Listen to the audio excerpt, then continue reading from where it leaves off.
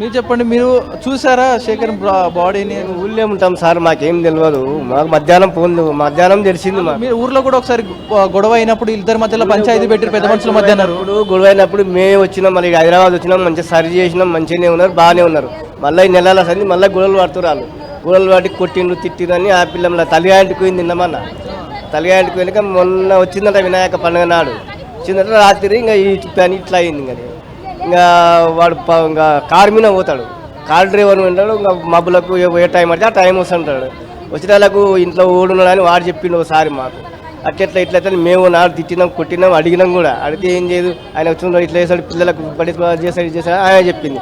అన్నీ చెప్పినాక సరే అన్నీ మంచిగా చేసి అన్నీ మంచిగా చెప్పినాం, చేసి ఒక్కటి చేసి పోయినాక మళ్ళీ నిన్న జరిగింది సార్ ఈ విషయం.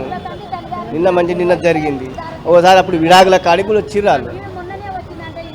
అన్నీ వచ్చి ఇట్లా అయింది సార్. ఇప్పుడు న్యాయం, పిల్లలు చిన్న పాప బాబు ఉన్నారు, వాళ్ళకి న్యాయం.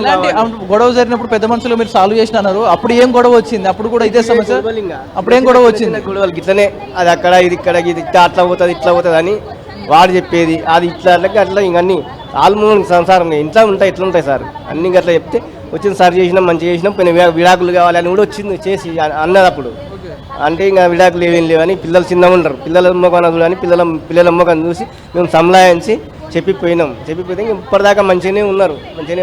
అనుకున్నారు ఎప్పుడైనా ఇలాంటి చంపుతుంది, ఇలాంటి దారుణం చేస్తాను ఎప్పుడు అనుకున్నారా?